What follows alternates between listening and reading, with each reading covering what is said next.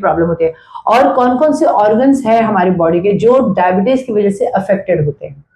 देखिए, डायबिटीज एक ऐसी बीमारी है जो सर के बाल से लेकर पैर के नाखून तक सभी को अफेक्ट करता है। तो अगर आप देखें तो खून कहाँ पर होता है, सॉरी, रक्त शर्करा कहाँ पर होता है? खून में होता है।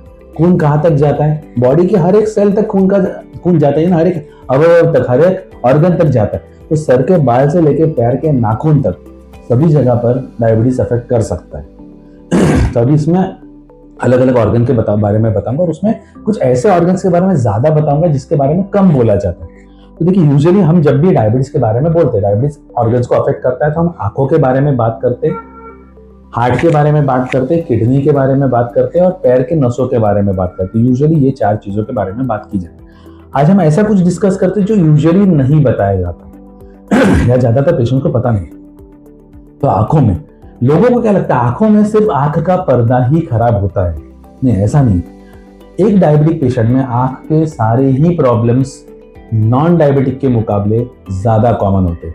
मतलब मोतियाबिंद से लेके काच बिंदु, मतलब जिसको ग्लॉकोमा बोलते हैं, मोतियाबिंद मतलब जिसको कैटरैक्ट बोला जाता है इंग्लिश में, मोती बिंदु भी कॉमन है as compare to non diabetic, और जल्दी एज में आता है, कम उम्र में आता है। अगर आप किसी दोस्त को सुन लो कि मेरा 35 साल में या 30 साल में मुझको मोतियाबिंद आ गया, तो समझ लेना उसको डायबिटीज भी है, मोस्ट प्रोबेबली। तो मोती बिंदु भी कॉमन है, ग्लॉकोमा भी कॉमन है। आंख के छोटे छोटे इंस्पेक्शन जो स्टाई बोलते हैं ना इंग्लिश में, या मराठी में उसको रांजनवाड़ी बोलते हैं, ये भी कॉमन है। हर एक प्रॉब्लम जो आंख में होता है वो डायबिटिक पेशेंट में नॉन डायबिटिक के मुकाबले कॉमन है। तो जब हम आंख का तपास करवाते हैं तो सारी चीजें चेक करनी चाहिए। अनफॉर्चुनेटली मैंने देखा है कि जब हम बहुत सारी बार पेशेंट्स को कहते हैं कि आंख तपास क्या हो, तो जाके चश्मे के नंबर करके आते हैं, एक ऑप्टोमेट्रिस्ट के पास या चश्मे की दुकान के पास जाके। तो देखिए, मुझको वो चश्मे में कोई इंटरेस्ट नहीं है, क्योंकि वो चश्मे का नंबर बढ़ेगा घटेगा वो आप अपने ऑप्टोमेट्रिस्ट के पास जाके चेक कर लीजिए और देखिए। मुझको इंटरेस्ट है कि क्या आंख का प्रेशर बढ़ रहा है, क्या आपको ग्लॉकोमा होने का चांस है, क्या आपके आंख में कुछ ब्लीडिंग होना शुरू हो गया है, या आर्टरीज खराब हो रही है, छोटी छोटी आर्टरीज, क्या आपको रेटिनोपैथी हो रहा है, ये सारी चीजों में इंटरेस्ट है। क्या अर्ली स्टेज का कैटरैक्ट आ रहा है, क्या कोई भी दूसरा इन्फ्लेमेटरी डिसऑर्डर्स आपके आंख में हो रहा है। लेकिन अनफॉर्चुनेटली ये चीज ठीक ही नहीं होती है, लोगों को इसका अवेयरनेस ही नहीं। अब देखिए, आपको बताऊंगा एक सिंपल सा चीज डिस्कस करते हैं, ग्लॉकोमा डिस्कस करते हैं। तो ग्लॉकोमा क्या है? हमारे आंख में प्रेशर होता है ना, अगर वो जरूरत से ज्यादा बढ़ने लगे तो वो प्रॉब्लम क्रिएट करता है। जैसे हम सबका ब्लड प्रेशर होता है, जैसे आंख में प्रेशर होता है जिसको कहते हैं इंट्रा ऑक्यूलर प्रेशर। जब ये आंख का प्रेशर बढ़ने लगता है तो इसको एक लिमिट के बाद में ग्लॉकोमा में परिवर्तित हो जाता है, और इस पेशेंट्स का क्या होता है, विजन कम होने लगता है। तो देखिए, मैं आपको सिंपल भाषा में समझाऊंगा ग्लॉकोमा क्या है। जैसे अभी मैं उस कैमरा की तरफ देख रहा हूँ, लेकिन मुझको यहाँ तक दिख रहा है, यहाँ पर भी अगर कोई कुछ चेंज हो तो मुझको दिख रहा है। तो मेरा विजन है ना ऑलमोस्ट 180 डिग्री का, 180 डिग्री का विजन है।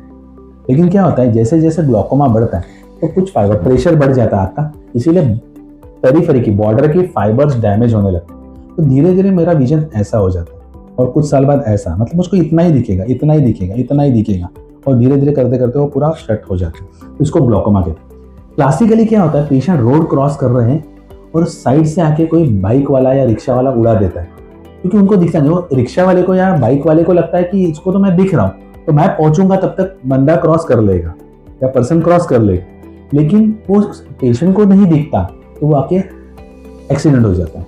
तो इसको कहते हैं ग्लॉकोमा। धीरे धीरे धीरे धीरे रिवर्स, धीरे धीरे कम होता जाता है और विजन एकदम टनल जैसी विजन हो जाती है, टनल शेप विजन, और ये इरिवर्सिबल होता है। अगर आप लेट डिटेक्ट करें तो आपका जो डैमेज हो गया वो गया, फिर वो कोई भी दुनिया का डॉक्टर उसको रिकवर नहीं कर सकता। इसीलिए ग्लॉकोमा को सही टाइम पे पकड़ा जाना चाहिए और उसको कंट्रोल किया जाना चाहिए। तो अनफॉर्चुनेटली हमारे कंट्री में इतना अवेयरनेस है ही नहीं इसके बारे में। तो ये कब होता है, जब आंख का प्रेशर भी चेक हो। लेकिन हमारे यहाँ पे क्या हो रहा है, चश्मे का नंबर चेक कर रहे हैं। जब हम पेशेंट को कहते हैं आंख चेक करवा के आओ, तो आधे पेशेंट तो पहले मानते ही नहीं, आंख चेक करवाना डायबिटीज में इंपॉर्टेंट होता है। जो समझ जाते हैं उसमें से आधे पेशेंट जाते हैं ऑप्टोमेट्रिस्ट के पास, चश्मे का नंबर निकाल के आ जाते हैं। वैसा नहीं होता, उसमें आंख का पर्दा चेक होना होता है, प्रेशर चेक होना होता है, मोतियाबिंद है कि नहीं वो देखना होता है, ये सारी छोटी छोटी चीजें देखनी है। तो मैंने आपको ग्लॉकोमा के बारे में बता दिया, जिसको मराठी में काच बिंदु कहते हैं। अब ग्लॉकोमा के कैटरैक्ट के बारे में बताता हूँ, जो इसको मोती बिंदु कहते हैं। तो जैसे मैंने आपको पहले बताया कि मोती बिंदु डायबिटिक पेशेंट में नॉर्मल के मुकाबले ज़्यादा होता है और कम उम्र में होने लगता है। यूजुअली कैटरैक्ट एक बहुत उम्र वालों की बीमारी है। सो कैटरैक्ट मतलब क्या है, अगर मैं आपको सिंपल भाषा में समझाऊंगा तो समझिए एक ग्लास है।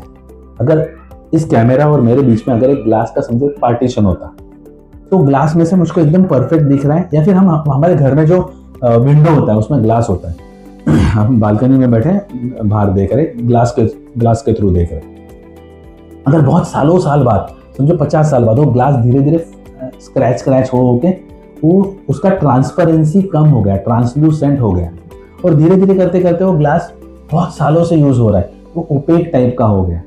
तो वैसे ही हमारे आंख में का लेंस धीरे धीरे यूज की वजह से, बहुत सालों साल के यूज की वजह से, अल्ट्रावायलेट लाइट की वजह से, डायबिटीज की वजह से, एज रिलेटेड चेंज की वजह से धीरे धीरे हेजी होने लगता है और उसको कैटरैक्ट बोलते हैं। तो कैटरैक्ट किसको होता है? कैटरैक्ट अगर आप इनडेफिनेट टाइम तक जियो तो हर एक को कैटरैक्ट हो सकता है। मतलब आप इमेजिनरी ऐसा इमेजिन करो कि हर कोई पर्सन 1000 साल तक जिएगा, 2000 साल तक जिएगा, जो कि पॉसिबल नहीं है। तो हर एक को, अगर समझो हर एक व्यक्ति 2000 साल जीने लग जाए तो एंड तक उसको कैटरैक्ट आना ही आना, ये एक नॉर्मल चीज है, हर एक को होगा। लेकिन यूजुअली किस किस को होता है? उम्र वालों को होता है, 60 साल में, 70 साल में होता है। लेकिन आज आप देखिए, आज 50-50 वालों को कैटरैक्ट होने लगा। And one of the reason is, multiple reason है। अल्ट्रावायलेट रेज का एक्सपोजर बढ़ रहा है, बहुत सारी चीजें बढ़ रही है, हमारा लाइफस्टाइल खराब होता जा रहा है, हमारा फूड खराब होता जा रहा है, बहुत सारी चीजें उसमें रीजन। लेकिन उसमें one of the most important reason है कि डायबिटीज का इंसिडेंस भी बढ़ता जा रहा है। मतलब हमारे पास तो टाइप 1 डायबिटीज के 8-8, 9-9, 10-10 साल के बच्चे आते हैं। 8 साल में, 9 साल में, 10 साल में कैटरैक्ट का ऑपरेशन करवाना पड़ता है। तो ये सारी चीजें बहुत कॉमन है। तो क्या कैटरैक्ट डायबिटीज वालों को, मतलब कि मैक्सिमम उन्हीं को होता है, या नॉन डायबिटीज वालों को भी ये हो सकता है? कैटरैक्ट सभी को हो सकता है, लेकिन डायबिटिक वालों को, डायबिटीज पेशेंट को जल्दी होता है और ज्यादा सीवियर होता है, ज्यादा डेंस होता है। ये हो गया कैटरैक्ट के बारे में। अभी हम रेटिना की बात करेंगे। देखिए, मैं बहुत पूरा डिटेल में आपको आंख नहीं समझा रहा हूँ, मैं ओवर इंपॉर्टेंट चीजें समझा। तो आंख का पर्दा होता है। जैसे अगर आप एक थिएटर में जाते तो एक मूवी आपको, फिल्म आपको किस पे दिखती है? एक पर्दे पे दिखती है। समझिए अगर वो पर्दे में छोटे छोटे होल हो गए तो क्या आपको पिक्चर दिखेगी? यस, दिखेगी, आपको अच्छे से दिखेगी, वैसे ही दिखेगी जैसे दिख रही। लेकिन अगर बहुत सारे छोटे छोटे होल्स एक ही जगह पर हो जाएंगे तो क्या होगा? उस एरिया में पिक्चर ब्लर दिखने लग जाएगी या बराबर नहीं दिखेगी। तो आपके आंख में ऐसा ही एक पर्दा है जिसको रेटिना कहते हैं। अब डायबिटीज की वजह से क्या होता है? जो छोटी छोटी ब्लड वेसल्स होती है वो फूटने लगती है और वहां पर रक्तस्राव होता है। क्या होता है? वो हीलिंग कैसे होता है? थोड़ा सा फाइब्रोसिस वगैरह की वजह से होता है, के हिसाब से होता है। तो धीरे धीरे वहां पर प्रॉब्लम्स होने लग जाएंगे, या फिर वहां पर नियोवैस्कुलराइजेशन होने की वजह से उस एरिया का विजन कम होने लगे। लेकिन ये सब कभी होता है? बहुत एडवांस स्टेज में होता है। मतलब हमारे आंख में जो रेटिना है उसमें 80% विजन सेंटर में होती है। मतलब आप देखते हैं ना, उसका 80% तो सेंटर के पार्ट से देखते। जो रेटिना का सिर्फ 20% हिस्सा है, मतलब 20% हिस्सा आपका 80% विजन कंट्रोल कर रहा है, और बाद में पेरीफेरी है बाजू का, मतलब मैक्यूला जो है उसको 20% हिस्सा पकड़ लीजिए, वो 80% विजन दिखा रहा है, और जो बाकी का 80% है, मतलब पेरीफेरी का रेटिना है, वो आपको 20% विजन दिखा रहा है। तो ऐसे पेशेंट्स हम देखते हैं डायबिटीज के, जिसको हमने आंख के पर्दे का तपास करने को कहा, और जो हमारी बात इग्नोर कर रहा है। 1 साल बाद, 2 साल बाद कैसे करके पेशेंट मान गए आंख का पर्दा चेक करना है। तो जब वो पहली बार जाके चेक करता है तो इतना बैडली पेरिफेरल रेटिना डैमेज हो गया रहता है, मतलब 80% रेटिना तो डैमेज हो चुका है, लेकिन फिर भी पेशेंट्स को कोई भी लक्षण नहीं। तो कहने का मतलब है कि अर्ली स्टेज में अगर आप चेकअप कराओ तो ही आपको पता चलेगा। तो हर एक डायबिटिक पेशेंट ने आंख का पर्दे का तपास कम से कम साल में एक बार करना चाहिए। तो मैंने ऊपरी आपको आंख के बारे में बता दिया, ठीक है। अब और कौन से ऑर्गन्स हैं? अभी वो सारी ऑर्गन्स में अफेक्ट होता है, लेकिन हम प्रीडोमिनेंटली ऐसी चीजें डिस्कस करने की कोशिश कर रहा हूँ जो आपको इजीली इंटरनेट पे ना मिले, या आपने दूसरे वीडियोस में नहीं सुने होंगे, इंटरव्यूज में नहीं सुनी हो। तो मैंने आपको आंख के बारे में बता दिया। अब मैं हृदय के बारे में बताता हूँ, हार्ट के बारे में। तो आप सभी को पता होगा कि डायबिटीज के पेशेंट में हार्ट अटैक आने का चांस नॉर्मल पेशेंट के मुकाबले 3 से 5 गुना ज्यादा होता है। नॉर्मल पेशेंट के मुकाबले डायबिटीज के पेशेंट को पैरालिसिस का अटैक आने का चांस 3 से 5 गुना ज्यादा होता है। तो मैं इसके बारे में बहुत ज्यादा डिस्कस नहीं करता। आई एम श्योर आपने बहुत से इंटरव्यू देखे होंगे, सुने होंगे, जिसमें ये हार्ट अटैक्स के बारे में और पैरालिसिस के बारे में बताया होगा। आज मैं कुछ आपको अलग बताऊंगा जो जिस हिसाब से डायबिटीज हार्ट को, हृदय को अफेक्ट करता है। तो देखिए, जब हम हार्ट डिजीज बोलते हैं तो हम सबको हार्ट अटैक पता है, लेकिन क्या हार्ट डिजीज मतलब सिर्फ हार्ट अटैक है? नहीं, हार्ट के बहुत सारे अलग अलग डिजीज होते हैं, जैसे वाल्व अफेक्ट होना, जैसे हार्ट के हृदय के वाल्व्स अफेक्ट होना, मतलब हृदय है तो उसका जो मसल होता है वो अफेक्ट होना। ये बहुत कॉमन है डायबिटिक पेशेंट्स में, और ये अदरवाइज भी कॉमन है, नॉर्मल नॉन डायबिटिक्स में भी कॉमन है, लेकिन इसके बारे में बोला ही नहीं जाता, लोग सोचते ही नहीं। तो आज हम डिस्कस करेंगे स्पेसिफिकली डायबिटीज में होने वाले कार्डियोमायोपैथी के बारे में।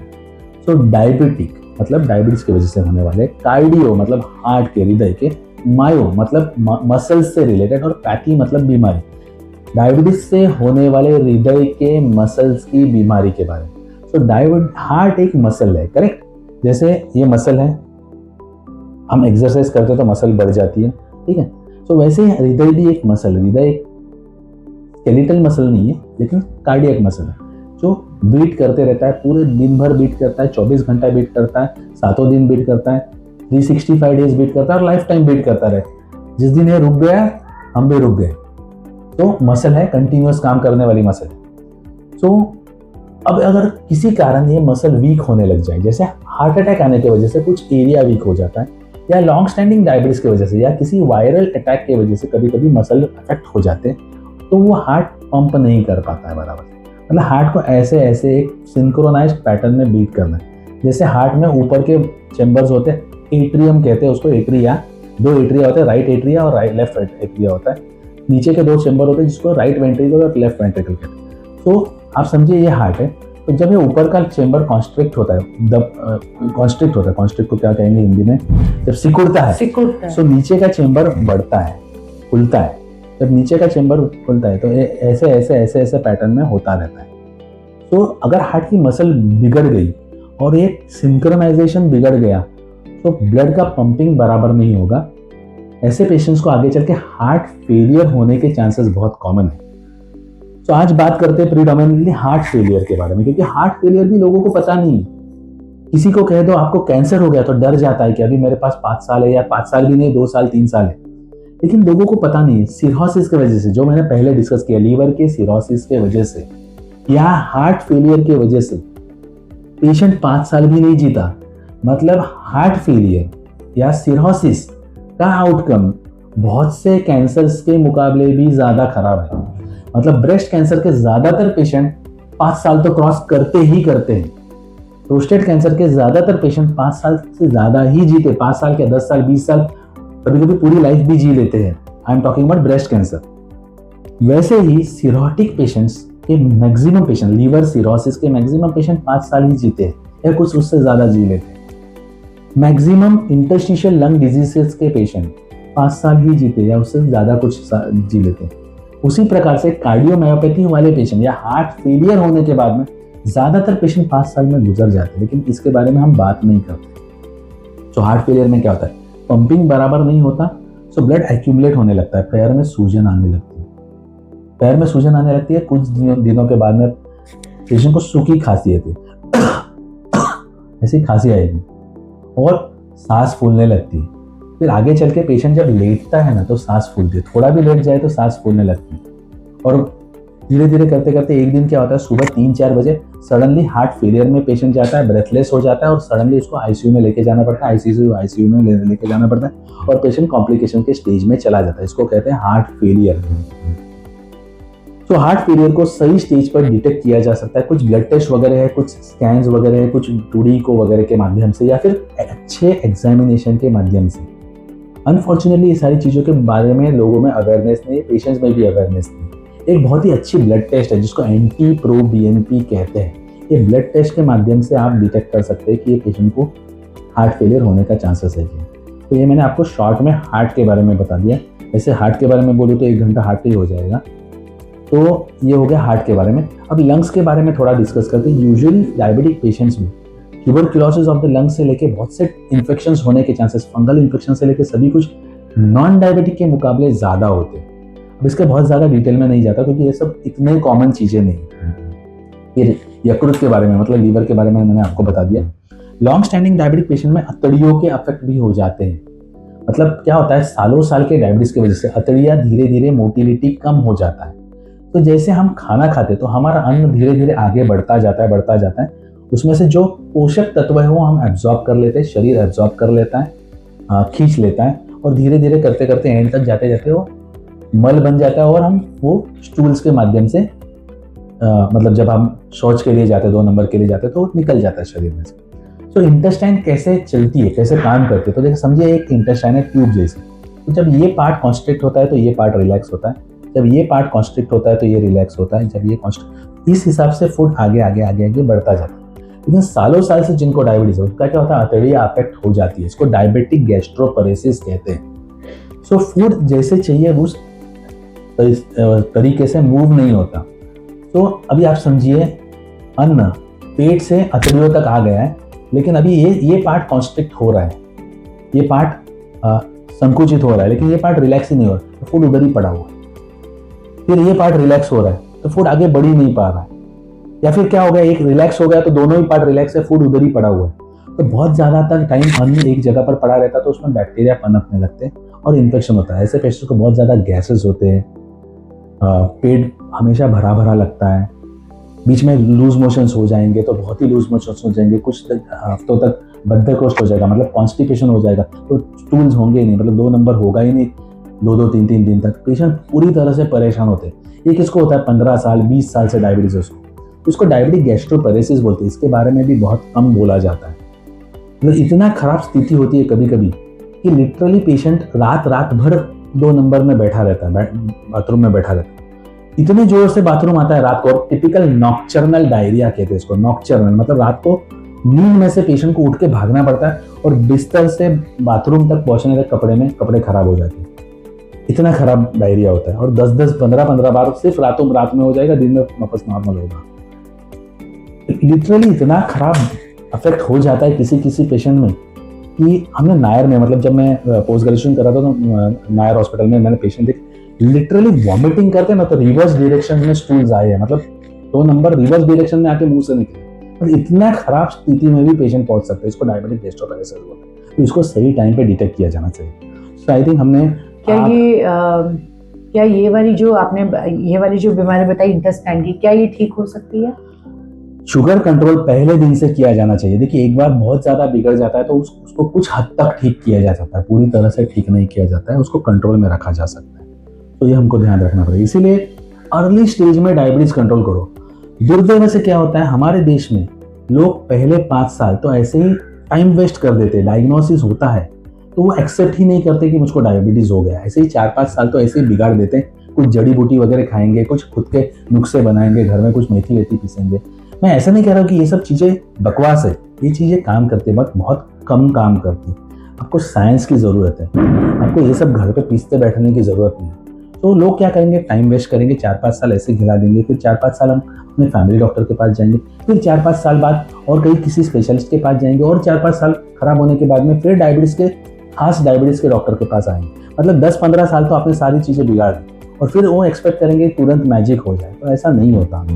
जब डायबिटीज़ होता है तो उसको पहले दिन से एग्रेसिव ट्रीट कीजिए। इनफैक्ट डायबिटीज़ होने से पहले ही बहुत सारी चीज़ें कंट्रोल की जानी चाहिए। जैसे मैंने आपको पहले बताया कि गर्दन पे ब्लैकनेस आने लगता है, काला आने लगता है, जिसको एकैंथोसिस नाइग्रिकन्स कहते हैं, स्किन टैग आने लगता है, स्थूलपना बढ़ने लगता है। मतलब जब आपका शुगर बढ़ा भी नहीं है, प्री डायबिटिक लक्षण आपको आने लग गए या अर्ली डायबिटीज के साइंस आने लग गए, उसी स्टेज में आपको एग्रेसिव ट्रीटमेंट या फिर ट्रीटमेंट, मतलब सिर्फ दवाई को ट्रीटमेंट नहीं कहते, डाइट को, एक्सरसाइज को, लाइफस्टाइल मॉडिफिकेशन को भी ट्रीटमेंट कहते हैं। ये कम से कम शुरू हो जाना चाहिए। बट हम क्या करते हैं, हम राइट टाइम पे तो डिटेक्ट करते ही नहीं। अर्ली डिटेक्शन नाम की कोई चीज़ ही नहीं है। डिटेक्ट भी हो गया तो पहले 4-5 साल ऐसे ही बिगाड़ देते, बाद में भी ऐसे ही, मतलब कुछ ट्रीटमेंट चलता रहता है, 10-15 साल बिगाड़ देते, और जब कॉम्प्लिकेशन होता है फिर हम 10 डॉक्टरों के पास भागते, डायबिटीज के डॉक्टर के पास, हार्ट के डॉक्टर के पास, किडनी के डॉक्टर के पास, और फिर हम फ्रस्ट्रेट होते। तो वैल्यूएबल टाइम था वो तो आपने बिगाड़ दिया। तो ये राइट टाइम पे डिटेक्ट होकर राइट कॉम्प्लिकेशंस को प्रिवेंट किया जाना चाहिए। कितनी सारी प्रॉब्लम्स होती हैं और हम लोग इन सबको इग्नोर कर देते हैं, लेकिन हमें यही नहीं पता होता कि ये सब कुछ रिलेटेड है डायबिटीज से। अगर हम एक प्रॉपर डायबिटीज डॉक्टर के पास जब जाते हैं और हमारी ये जो रात को नॉक्टर्नल डायरिया वाली बात भी अगर मतलब हम शर्म के मारे बोलते नहीं है, लेकिन अगर हमें हर चीज की शर्म छोड़कर खर्राटे, डायरिया, सारी बात अगर डॉक्टर को बताएं, राइट डॉक्टर होगा, वो इमिडिएटली पकड़ लेगा कि yes this is because of diabetes, और वो उसका प्रॉपर ट्रीटमेंट उसी वक्त से शुरू कर देंगे। जैसे इन्होंने बताया डायबिटीज की कितनी सारी बीमारियां होती है, और वाकई में एक डायबिटिक पेशेंट को आंखों से, लिवर की और डायरिया की, कॉन्स्टिपेशन की, सब चीज की प्रॉब्लम होती है, और ये सब जड़ है डायबिटीज इसका। Right doctor? करेक्ट। सबकी जड़ डायबिटीज है। डॉक्टर क्या हार्मोन्स और मेटाबॉलिक डिसऑर्डर भी डायबिटीज